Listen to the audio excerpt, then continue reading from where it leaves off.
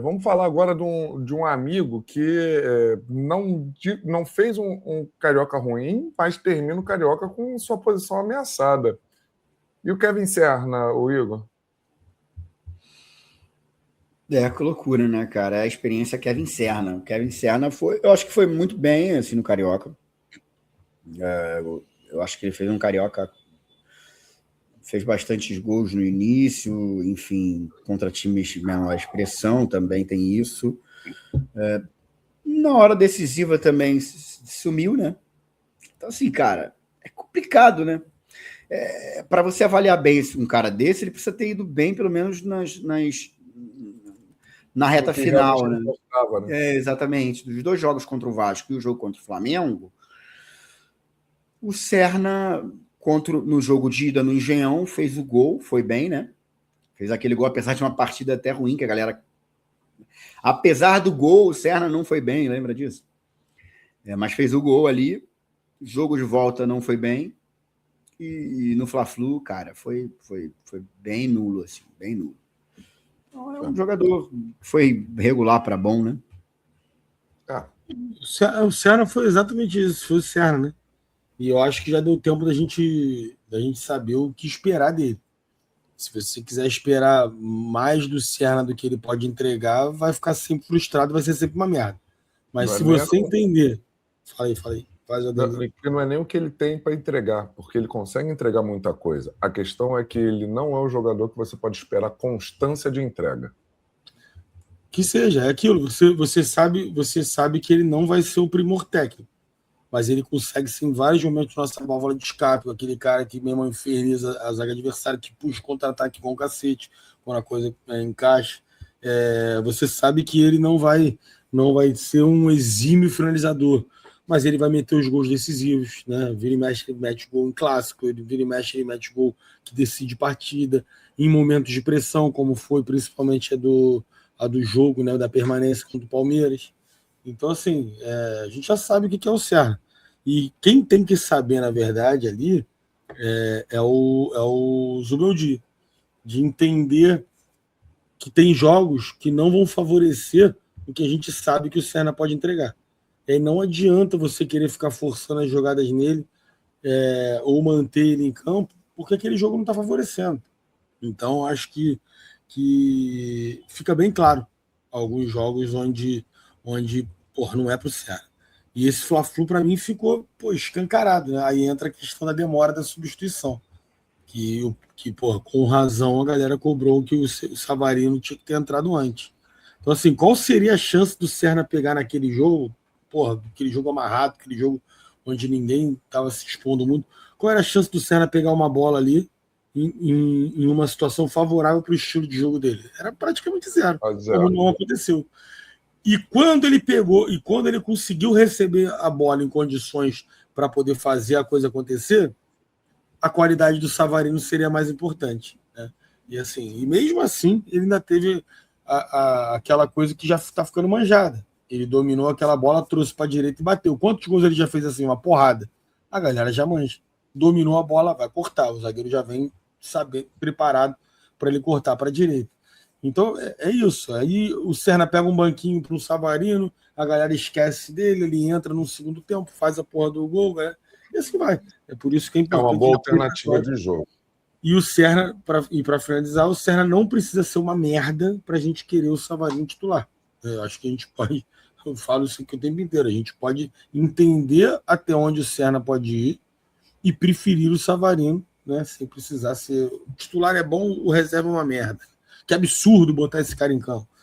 O treinador tá ali, entende que deveria, pelo menos, entender as características melhor que a gente e vai fazer a leitura de cada jogo. Eu acho que os jogos ruins do Serna faltou leitura, de entender que o jogo não estava favorável para ele. E só um adendo, o Tricolor precisa entender que um Kevin Serna hoje custa caro, tá? Não é barato, não. Para o Fluminense ir atrás. Então a gente precisa também valorizar os caras que a gente tem no elenco e tudo mais. Sim. Por falar em devendo... Vai ver quanto é um plata. Agostinho Canóbio terminou o Campeonato Carioca devendo, não terminou não, Igor? Sim. Assim, concordo com você, cara. Ele foi abaixo, terminou devendo por vários motivos. Primeiro porque no Carioca, nesse campeonato, ou pelo menos em 2026, o Canóbio, ele se limitou única e exclusivamente a ser o Canóbio volante, o Canóbio aguerrido. Ele não teve nem aqueles momentos de Canóbio de fazer gols, até mesmo como fez ano passado, gols de pênalti. Aí tem uma cobrança de pênalti que, o Zubeldia não o escala nem entre os 6. A gente não sabe se é por ele, se é pelo Zubeldia. Então ficou devendo, assim. O Canóbio, a gente sabe da importância dele tática, né? Mas, de fato, ficou devendo. Não dá para ser só um jogador meramente tático, né? Ele precisa entregar um pouco mais. Como ele entregou ano passado, tá? Como ele entregou em 2025, diga-se de passagem, 2025 dele foi muito melhor do que esse recorte de 2 meses aí de Fluminense em 2026. Vago? Cara, Canóbio, sei lá, cara. É aquilo, né? A gente já sabe, já saturou até, e ele não ofereceu nada além do que a gente sempre fala dele.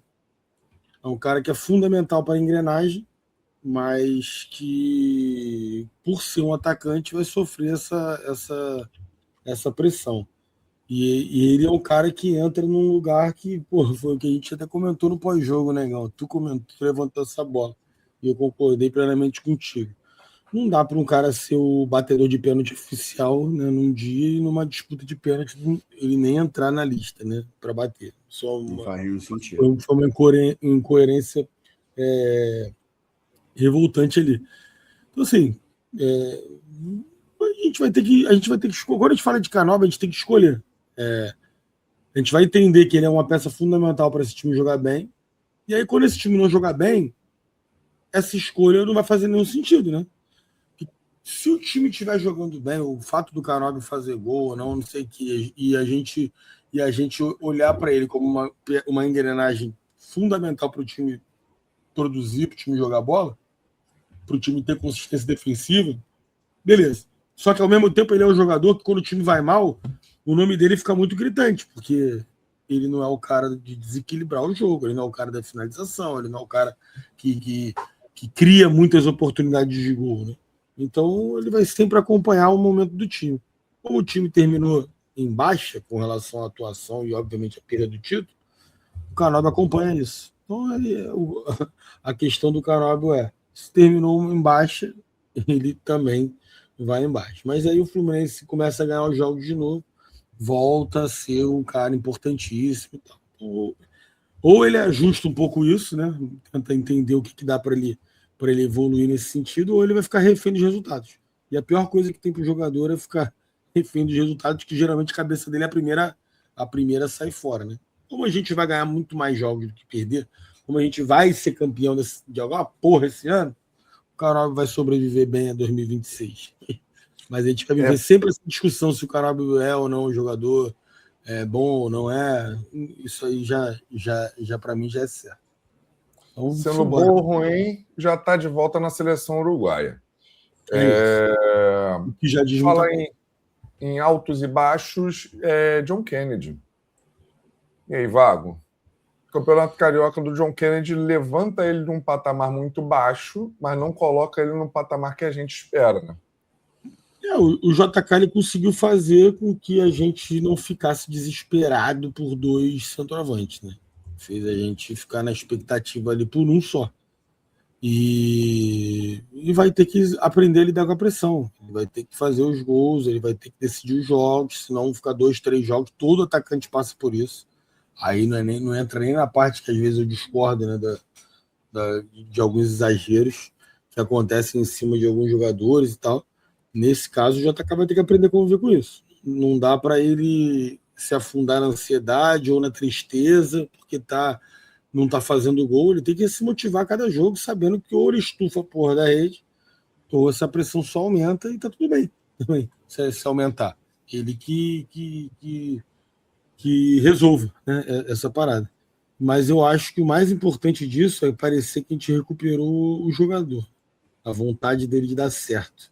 Isso já me deixa um pouco mais confiante, porque o futebol ele tem, estrela ele tem, e na hora certa a coisa vai acontecer.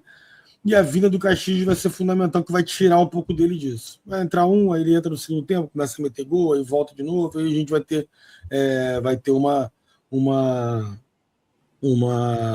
boa vontade, né? mais fácil de contar com o JK para ser o cara do papum, né? O cara decidiu a Libertadores, o cara tá focado, é questão de tempo a gente ter o JK aí com uma média de gols alta e considerável, para muitas das vezes a gente ver até os dois juntos em campo, né? Dependendo do cenário do jogo, ele conseguia até jogar do lado do Castilhos.